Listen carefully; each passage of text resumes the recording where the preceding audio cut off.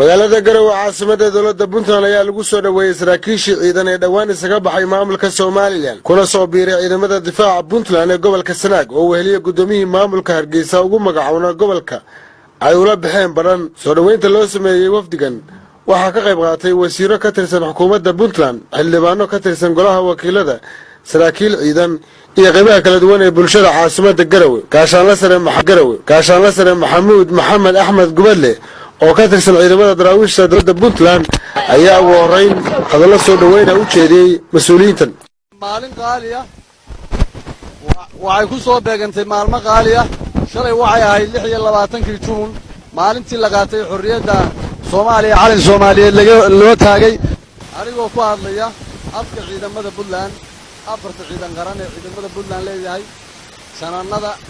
saraakiisha sare saraakiisha hoose saraakiil xigeenka alifleyda iyo dableydaba waxaanu si mugle iyo miisaan leedinku soo dhaweynaynaa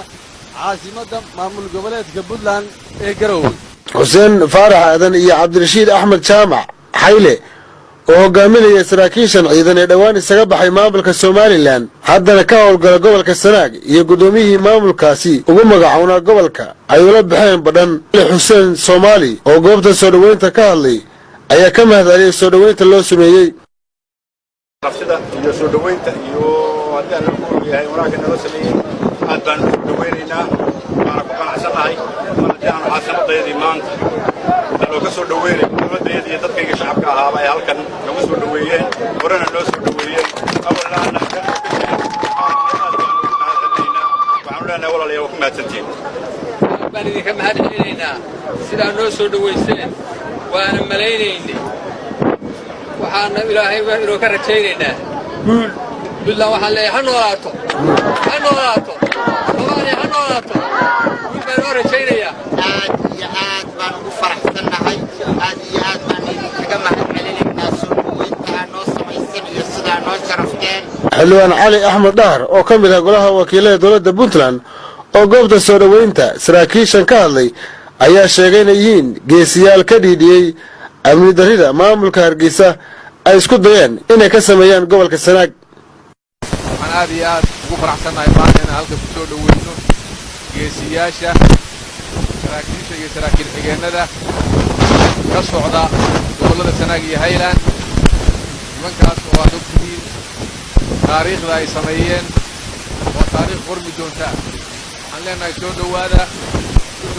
caasimada dawladda Puntland Garowe ku soo dhawaada odayaashii dawladda Puntland iyo shacabweynihii oo idin hel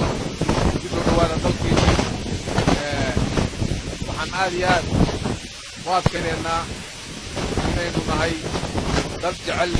nabadda wasiirada wasaaradaha waxbarashada xanaanada xoolaha dekedaha iyo deegaanka dawladda Puntland oo ka qayb galay soo dhaweynta mas'uuliyiintan ayaa ku ammaanay go'aankii geesinimada lahaa ee ay qaateen si ay dalkooda iyo dadkooda uga badbaadiyaan cadawga horumarkooda ka soo horjeeda in aad dalkan iyo dadkan awalna u maqnaydeen haddana u timaadeen aadna u dhiban diyaar u tihiin meel kasta oo Puntland inaad ka howlgeli doontaan aad iyo aad idin soo dhaweynaynaa raggii ka soo wareegay gobolka Sanaag iyo Highland baan halkan ku soo dhaweynaynaa labada sarkaal gudoomiyihii gobolka Sanaag labada sarkaal Xuseen Dheere iyo Xayle iyo Cali Xuseen Soomaali oo gudoomiyihii ku qaabilsanaa maamulkaas saddexdaas xigeenkii jaamac cabdidirin xigeenkiisii oo shacabka ku sugan raggaas waxaan ugu hambaliyaynaynaa kan anagoo ku hadlayna magaca dawladda Puntland ku soo dhawaada dalkiinnii Puntland ayaa joogtaan waxaan leenahay soo dhawaada gacmo furan ayaa